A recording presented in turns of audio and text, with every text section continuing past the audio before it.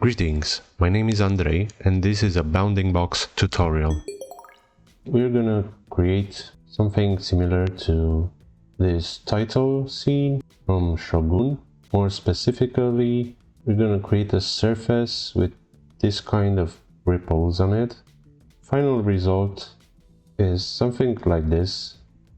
I used Redshift and Phoenix FD for the clouds, but we're just gonna create the surface and the rocks and the grass.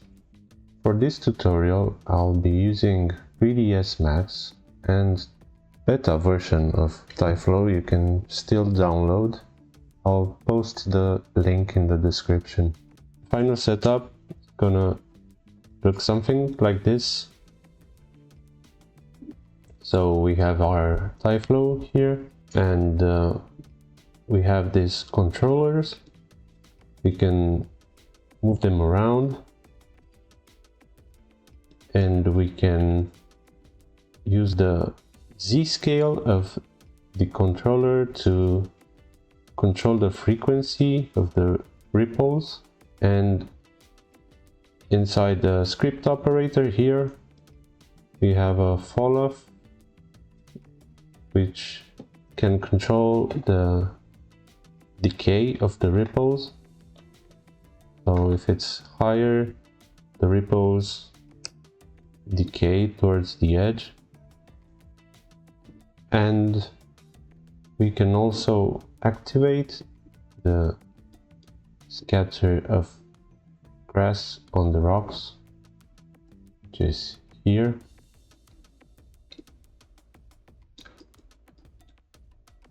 Let's start from scratch.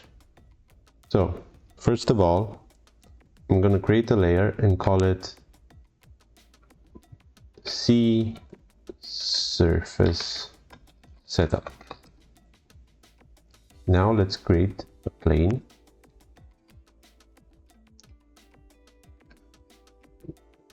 Set it to be at 0, the origin.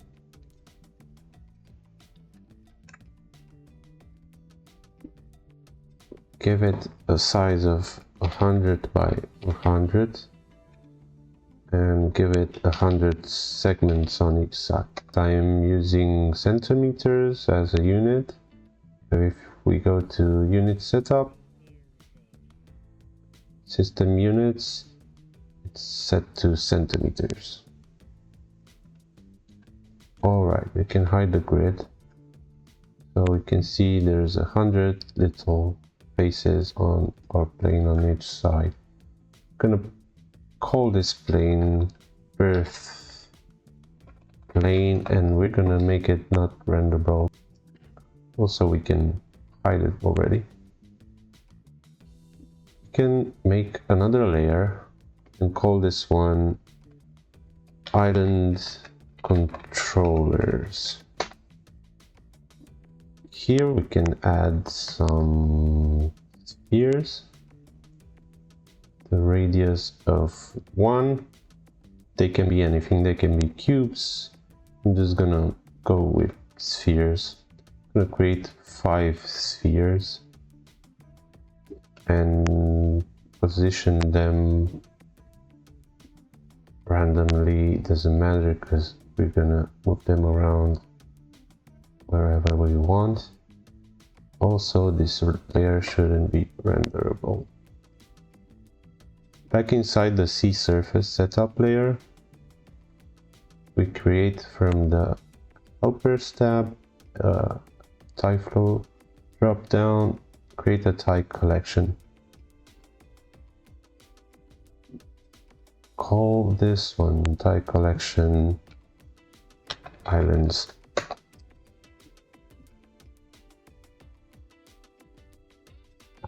Go here and enable layers and select the Island Controllers layer. So now we can create a TyFlow object.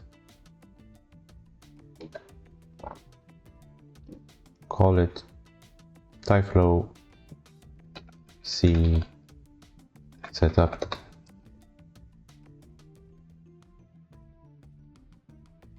Open the cache tab and check the custom float.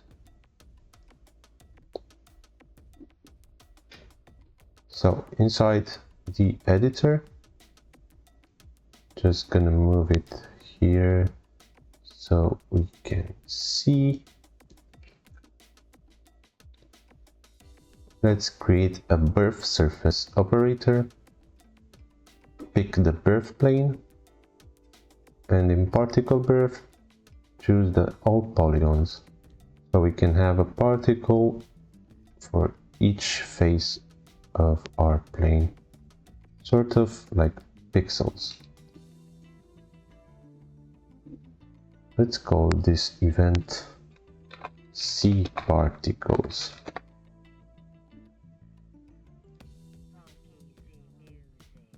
So in the same event, add a particle groups operator and set it to 1. Create a birth objects operator and pick the TyCollection island. Add a particle group, set it to 2, rename this event island particles.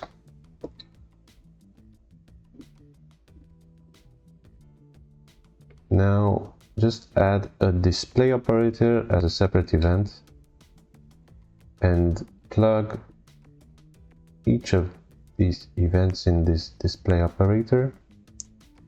Set the display to small dots, and this will be the event in which we will create the ripples. So call it ripple event.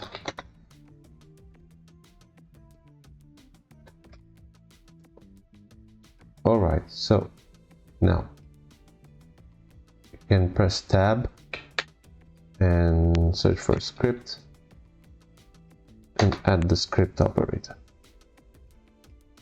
Here we can check the first float option in the float tab, call it fall off. Maybe set it to 0.5.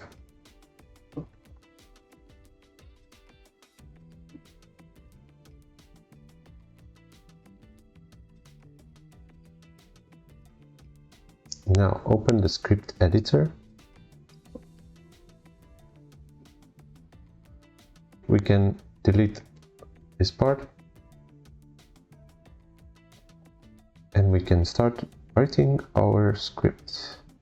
So first of all, we need to create 2 separate lists which will contain the C particles and the island particles. I will write comments to make it more clearer afterwards what the script does. So we initialize lists for the C and island points. So we write lists. Going to be a list of integers, and we are going to call it C. So this is how you initialize an empty list. And another one for the islands.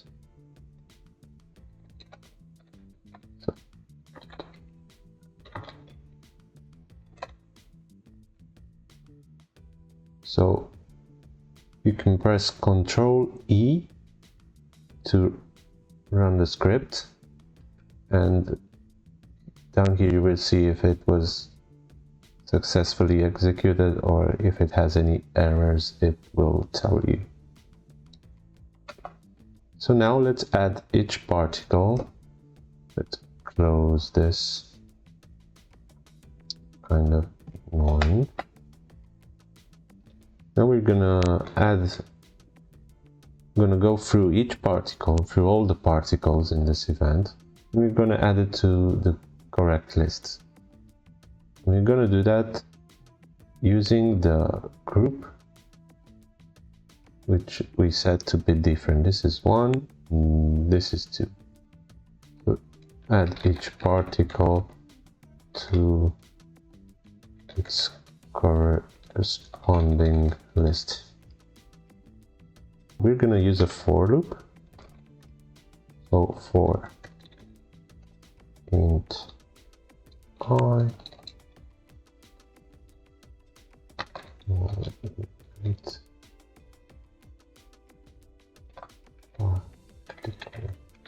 count.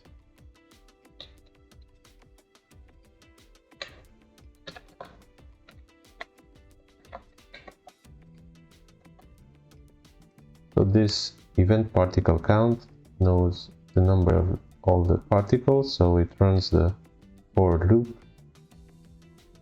as many times as we have particles. We have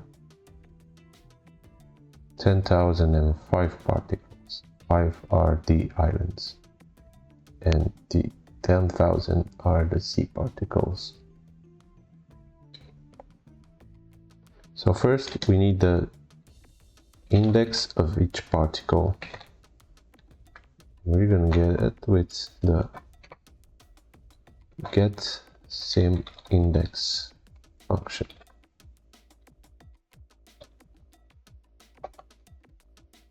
Then we need the group of each particle, so that is gonna be a float.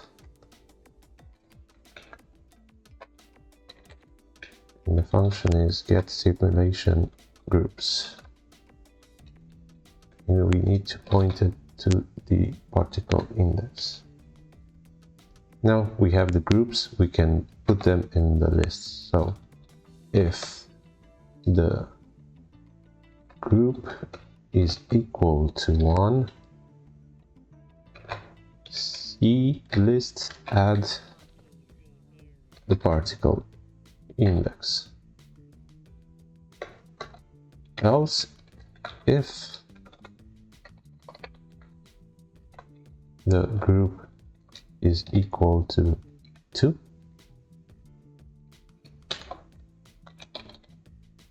island add the particle index. And just to close it, just say else, do nothing. In the script runs successfully. Okay, so now we have the groups, the list. We can check them by printing the count. So if we say print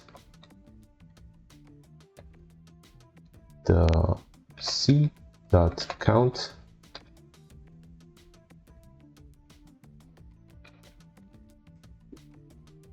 and we open the listener, you can see here 10,000. You select all, delete, run the script again, 10,000. You can make this not print by unchecking the debugging print simulation summary. So if we check the islands count, it would give us 5. So the lists are ready. We can proceed to the next step. The next step will be to go through each particle, each C particle, and get some data from them. So for each particle I in the C list, so we're going through all the points that are in the C list, and we're gonna make some calculations. So first of all, we're gonna get the position So that is a point free. Call it cpos. And the function is get pos. Right.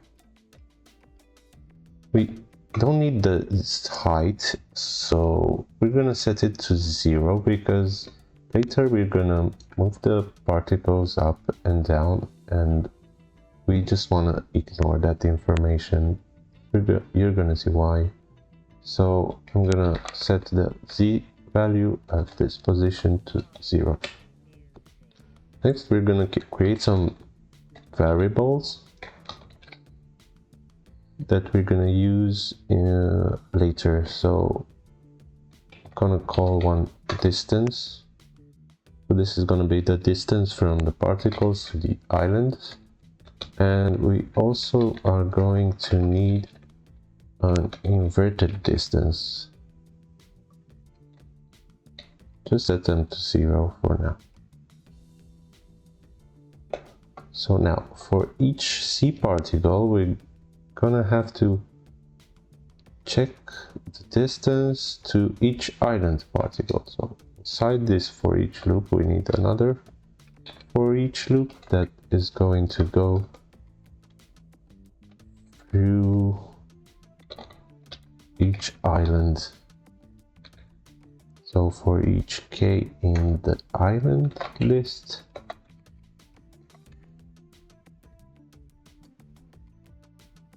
we are gonna get the position of each island. So 0.3 island pos.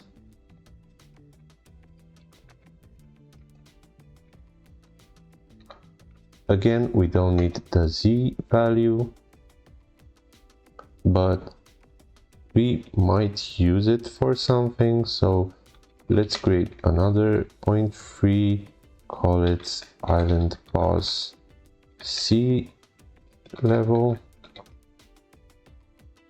and it's going to be equal to the island pos, but then we're gonna set the z value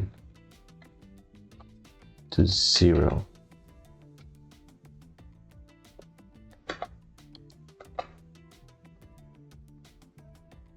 Now let's make a value from the scale of the island. So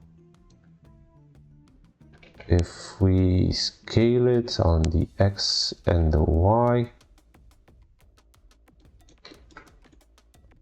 let's have this size of the object affect the zone in which the ripples will be, and the z of the object control the frequency of the ripples. So we'll create a radius value from the x and y scale magnitude of the island. So we can get the scale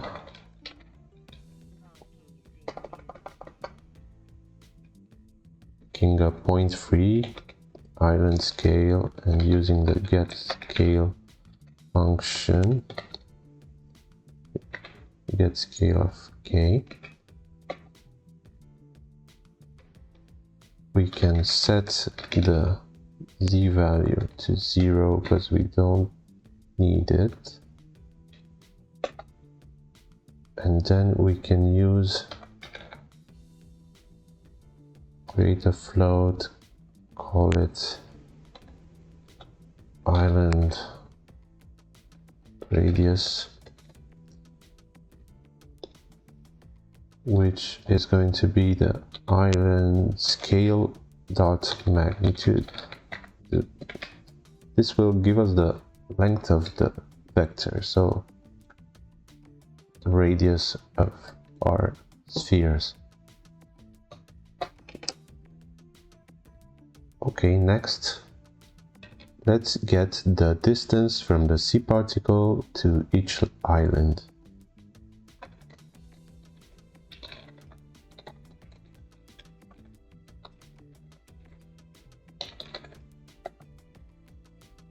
This is going to be a float.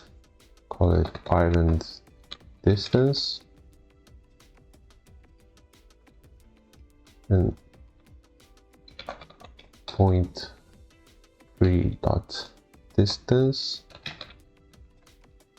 And this function is going to give us the distance between 2 0.3s. So the first one will be the C pause we calculated earlier. We got it from here.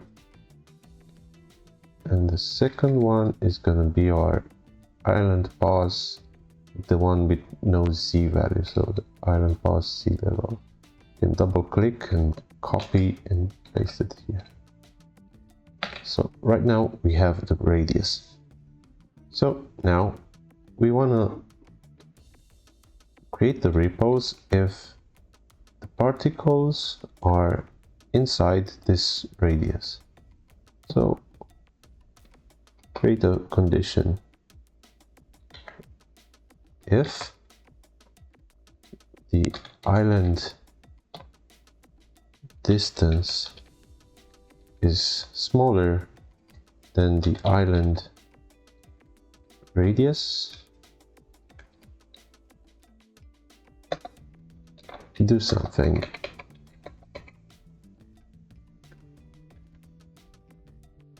Oh, we have an error. It seems like we put should be a small r here. Okay. So now we can get that Z value from the scale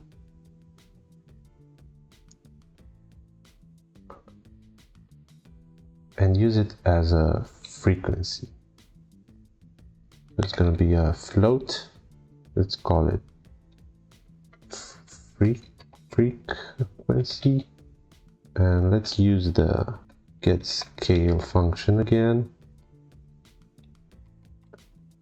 K dot Z, so it gives us the Z value.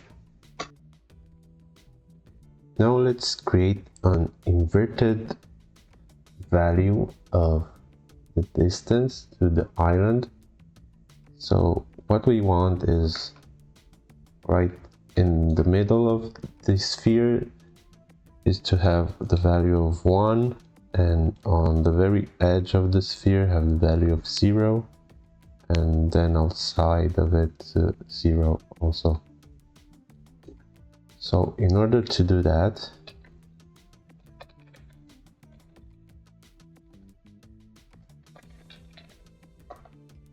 we're gonna create a new float, call it dist invert, and this is gonna be equal to the island radius minus the island distance. Put that into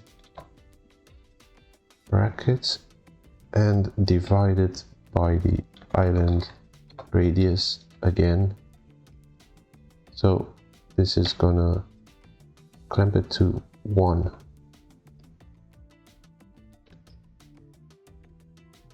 But the problem is that after doing this, we're gonna have negative values outside the sphere. So we need to put a condition. So if the dist invert is smaller than 0, set it to be 0. So now let's set up a custom float so we can see our values in the viewport directly. So outside the for each loop that goes through the islands, but inside the one that goes through the C particles, we can maybe close it like this. Right here. No, like this.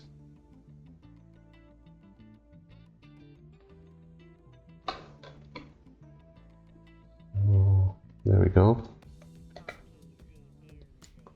Type set custom float for I.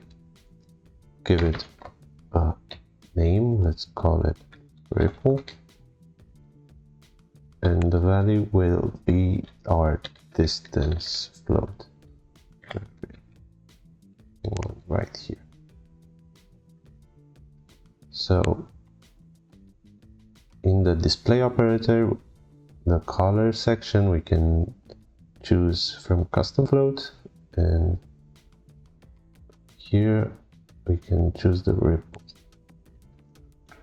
Of course, right now we can't see anything because we haven't given a value yet.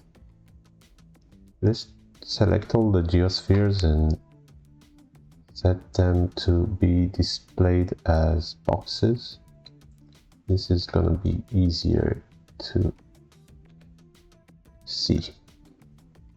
So open the script editor again, and we can try to see our distance, inverted distance value. Let's say that distance is equal to our dist invert. Okay, so now you can see our distance value here.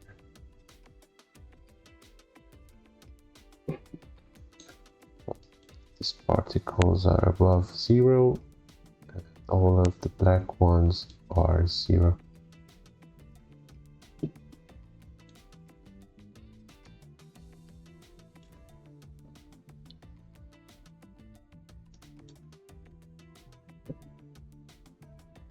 Okay, let's comment this out.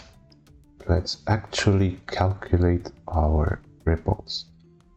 Distance will be equal to, now because we're using a function that operates on a different kind of object called double, which is like a float but it's not a float, we have to type in before float inside brackets and then use the function called math sin, which is the sinus. Inside we can use the dist invert value. If we run the script, we don't yet see something because we only have values from 0 to 1. The sinus function has to go above 1. So we have that frequency we got from the z-scale, which we're gonna use to multiply this distance value. So now, after the multiplication, if we scale on the z-axis, we will see the frequency increasing.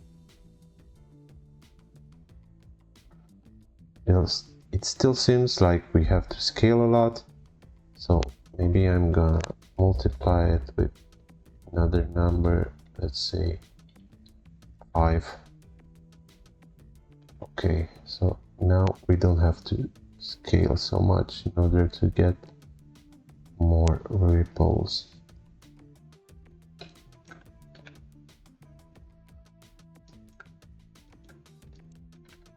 So now you can scale them, position them wherever you want. But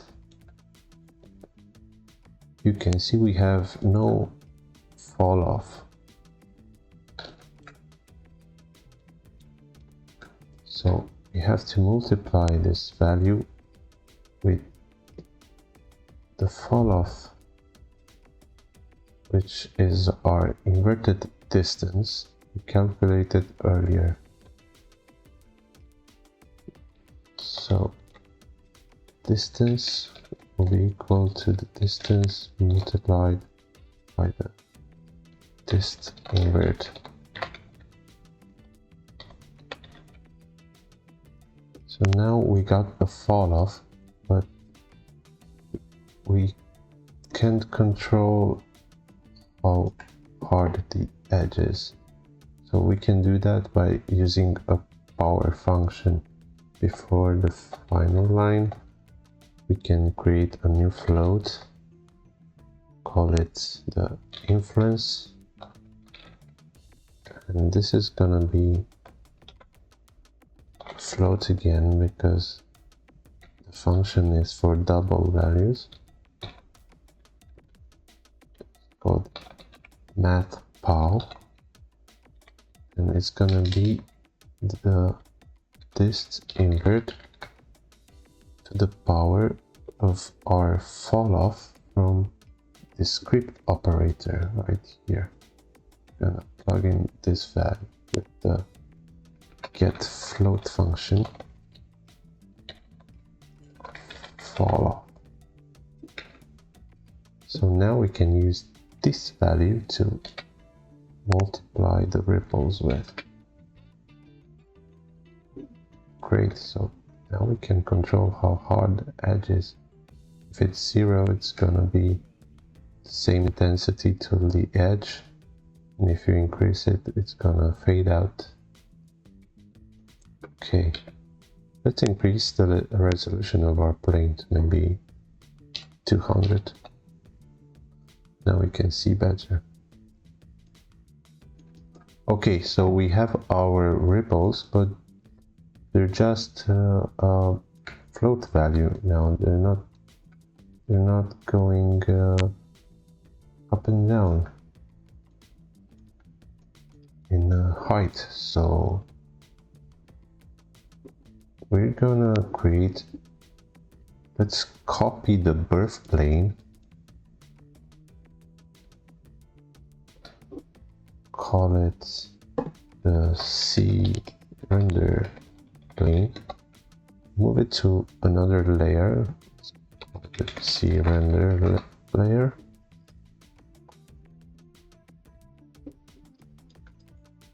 Select this plane and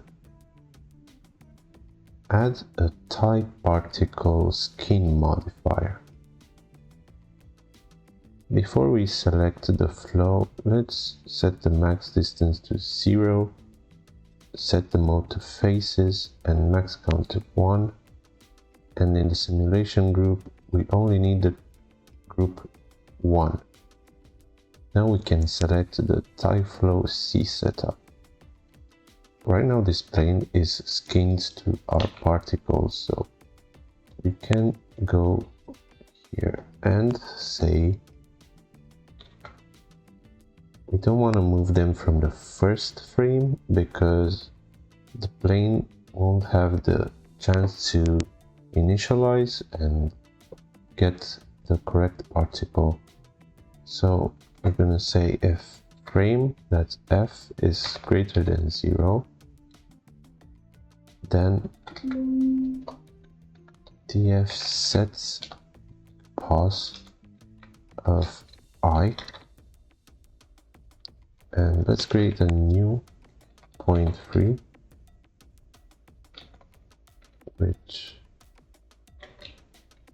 is composed of our cpos x, our cpos y, and instead of the c, we're using our distance value. We have x, y, c is the distance. So now if we go to frame 1, we can see the particles moving up and down in the plane along with them. You can hide the particles to see only the plane. The problem now is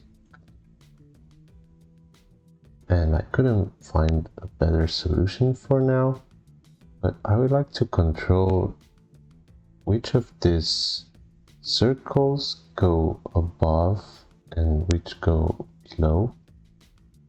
And the only kind of solution to this I found is, so right now they're overlapping in the order that the objects were created.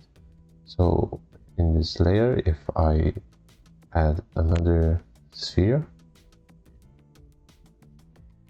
because it is the last one, it's gonna be underneath all the other layers of ripples. So it's right there. So let's say maybe it would be better if we have the last created object be the one on top. So we can do that by reversing our lists of islands. So before we create the ripples, we can say islands dot reverse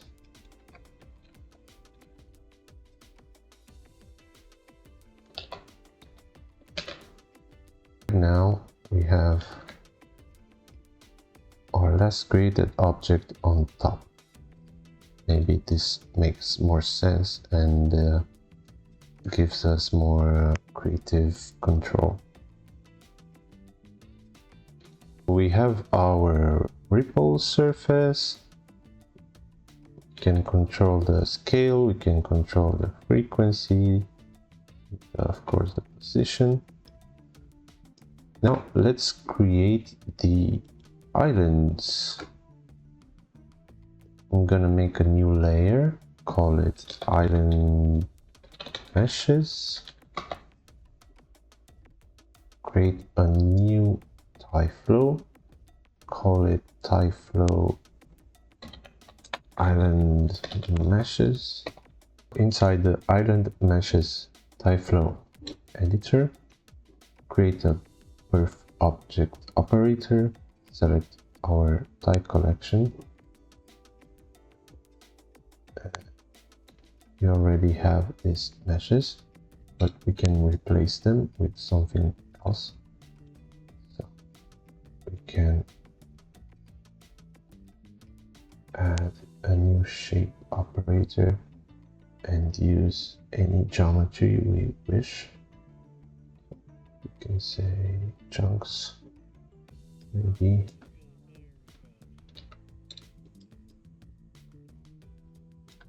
We can subdivide them,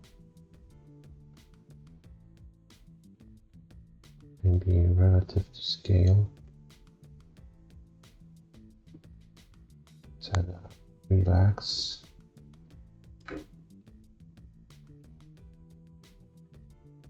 Let's move them down a little with the spread operator. Set this ones to 0 and set the set value something negative. Let's maybe add a scale operator. Uncheck the uniform link and give them maybe a higher scale just on the set value, 180.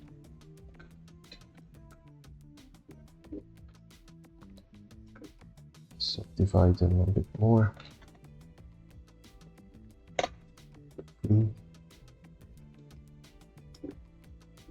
Maybe a bit more relaxation. And we can add a displace operator, set it to noise, maybe to world space, set the strength to something smaller, maybe the scale something bigger, like 3.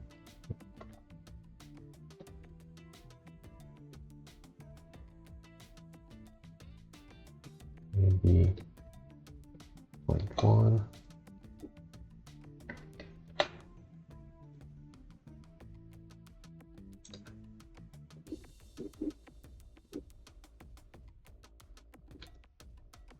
So of course you can tweak those to your liking or your artistic vision.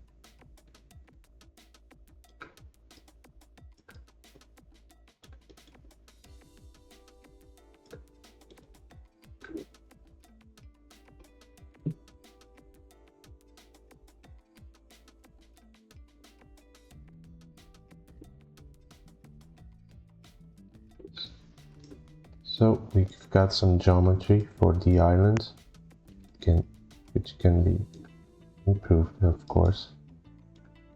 And we want this island meshes to behave like real meshes. So we can add a mesh operator and uncheck the render only option. So now we can select our sea surface, add a TySelect modifier, and in the selection settings choose mesh and pick our rocks. Now go to the soft selection tab and enable it. Maybe bring it down to something like 7. Now we can use this selection to relax the vertices that are close to the islands. This is gonna create a bit of a smoother blend.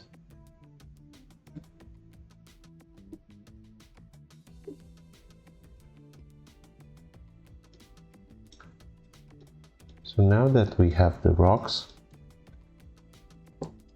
we can create the grass. So create another layer, I'm gonna call it grass, and create another TyFlow. Select the rocks.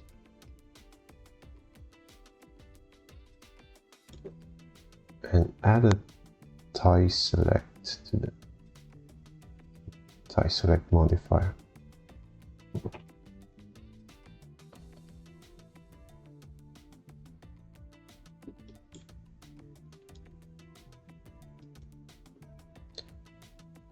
Open the roll down for the TySelect modifier and select the gizmo. Scale it so that it covers all the islands. Move it down a bit and scale it. We're gonna use this selection as a scatter density value. So move it maybe here, maybe make it even smaller. Move it down near the sea level and use a soft selection again. Break it down to maybe 5. You can also add some noise to this selection.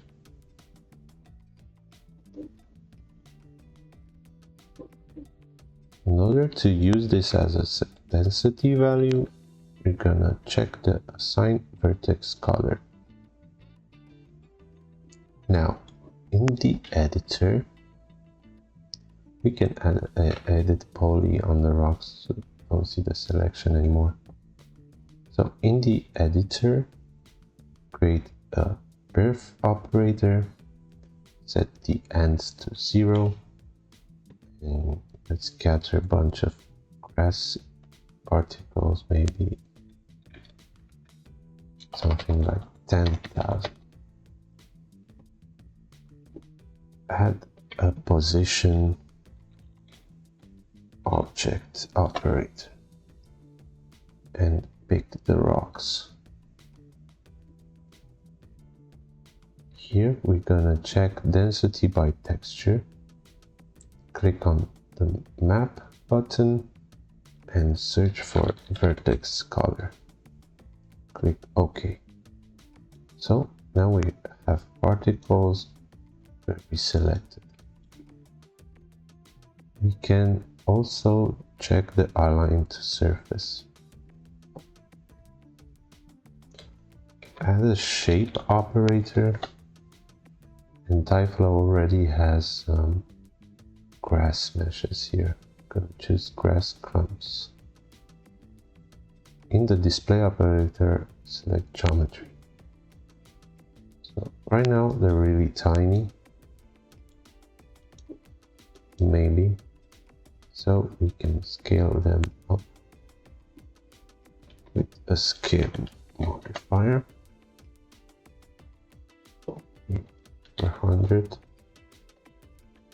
Maybe that's a bit too much. Maybe give them some variation. Maybe increase the value to 20,000. Of course, this depends on our computer.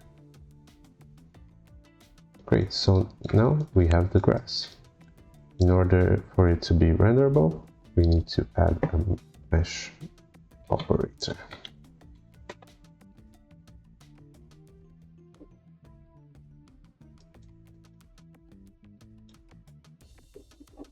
So yeah, this is our setup. We have our sea surface, we have our rocks, and we have our grass. And everything is procedural. Hope you enjoyed it and maybe learned something new. Take care. Bye bye.